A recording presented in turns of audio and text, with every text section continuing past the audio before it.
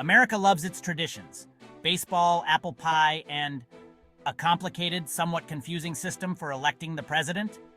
That's right, folks. In the United States, we don't directly elect our president. Instead, we use something called the Electoral College. It's like the weird uncle of American democracy. Nobody is quite sure how it works, but it's always been around. So buckle up. We're diving into the wild world of the Electoral College. Get ready to explore the hows, the whys, and the wait that doesn't seem fair moments. This is going to be a bumpy ride. But hey, at least it's interesting, right? Stick around and you might just learn a thing or two about this unique and often head-scratching system. Let's get down to brass tacks. Today, we're diving into a topic that often flies under the radar, but is crucial to our democracy. The Electoral College isn't a place, it's a process. It's a unique system that has been part of the American political landscape since the founding of the nation, and at the heart of this process are the electors. These individuals play a pivotal role in determining the outcome of presidential elections. These are the folks who actually choose the president. While the general public casts their votes, it's the electors who make the final decision. Each state gets a certain number of electors based on its representation in Congress. This means states with larger populations have more electors, giving them more influence in the final outcome, and they're the ones casting the official votes. These votes are then counted in a joint session of Congress, ultimately determining who will be the next president. Think of it like this. When you vote in a presidential election, you're not voting for the candidate directly. Instead, you're voting for a slate of electors who have pledged to support that candidate. You're voting for a group of electors who have pledged to support that candidate. These electors are chosen by their respective political parties, often based on their loyalty and service to the party. It's like a political game of telephone, but instead of whispers, you have votes. The electors are the ones who carry the message of the voters to the final decision-making process. These electors are usually loyal party members, chosen by their respective parties. They are often individuals who have shown dedication and commitment to their party's ideals and goals. So, in most cases, they vote for the candidate who won the popular vote in their state. This means that the will of the people is generally reflected in the final outcome, but hey, there are always exceptions, right? Sometimes electors may choose to vote differently than expected, leading to what is known as a faithless elector. We'll get to that later. For now, just remember that while you may not hear much about them, these electors play a crucial role in shaping the future of the country. Remember those electors we talked about? They play a crucial role in determining the outcome of the presidential election. The number each state gets isn't random, it's a calculated figure. It's based on the state's population, which is determined by the US Census conducted every 10 years. The bigger the state, the more electors it gets. This is why states with larger populations have more influence in the Electoral College. California, with its massive population, has a whopping 55 electoral votes. This makes it a key player in any presidential election. Wyoming, on the other hand, has a mere 3. Despite its small size, it still has a voice in the election. You see where this is going, right? The distribution of electoral votes creates a unique dynamic in the election process. This system means that a vote in Wyoming carries more weight than a vote in California. Essentially, voters in smaller states have a greater influence per person. It's like ordering a pizza with your friends, but your friend from a smaller state gets to decide the toppings even though you have more people.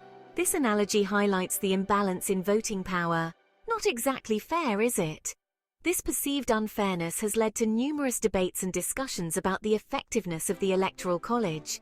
This imbalance is one of the main criticisms of the Electoral College. Critics argue that it undermines the principle of one person, one vote. It gives more power to less populated states and can lead to a candidate winning the presidency without winning the popular vote. This has happened in several elections throughout US history. Yes, you heard that right. A candidate can lose the popular vote, but still win the presidency due to the Electoral College system. It's happened before, and it could happen again. More on that later. We'll delve deeper into the history and implications of the Electoral College in upcoming chapters. Winner takes all. The Electoral College's big gamble.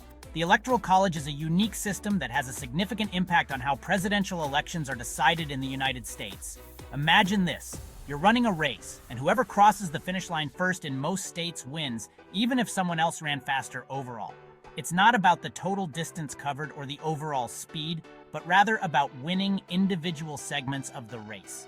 That's kind of how the Electoral College works. Each state has a certain number of electoral votes based on its population, and the candidate who wins the popular vote in that state usually takes all of its electoral votes. In most states, it's a winner-takes-all system. This means that even if a candidate wins by just a single vote, they get all the electoral votes from that state. The candidate who wins the popular vote in a state, even by a tiny margin, usually gets all of that state's electoral votes. This can lead to situations where a candidate wins the presidency without winning the national popular vote. This system makes certain states, known as swing states, super important. These are states where the vote is often very close, and they can swing the election in one candidate's favor. Because of this, candidates focus a lot of their attention and resources on these states. Think of swing states as the popular kids in the Electoral College cafeteria. Everyone wants to sit with them because they hold the power. The outcome in these states can determine the overall winner of the election. Everyone wants to sit with them because they hold the power. Candidates spend a lot of time and money campaigning in these states, trying to win their precious electoral votes. They hold rallies, run ads, and make promises tailored to the interests of voters in these key states. Candidates spend a lot of time and money campaigning in these states, trying to win their precious electoral votes. The focus on swing states can sometimes lead to other states feeling neglected, as candidates may not spend as much time or resources in states where the outcome is more predictable. This winner-takes-all approach can create a high-stakes environment where every vote in a swing state feels incredibly important, and the pressure on candidates to perform well in these states is immense. Founding Fathers and Fears, the birth of the Electoral College. Now let's step back in time. The Electoral College wasn't created because of a love for complicated systems. It was born out of compromise, and let's be honest, a bit of mistrust in the average American voter. Back in the 1780s, the Founding Fathers were a skeptical bunch. They worried about direct democracy, fearing that the masses would make rash decisions. They also wanted to balance the power between large and small states. The Electoral College was their solution. It was a way to create a buffer between the popular vote and the presidency.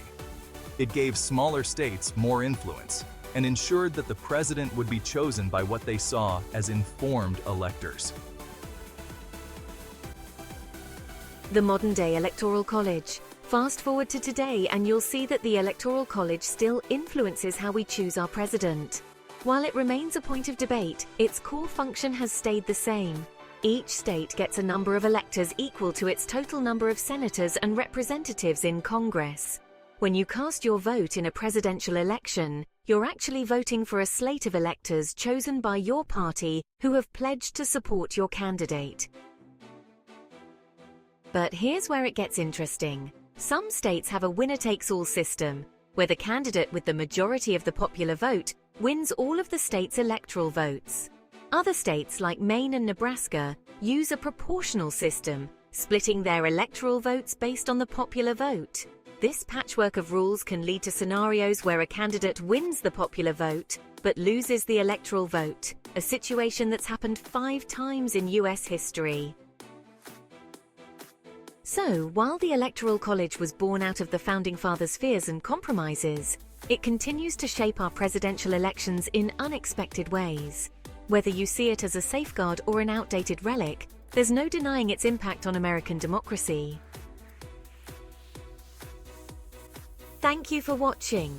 We hope you found this explanation of the Electoral College helpful. If you enjoyed the video, please give it a thumbs up and subscribe to our channel for more educational content. We'd love to hear your thoughts, so leave a comment below with your feedback or any questions you might have. See you in the next video.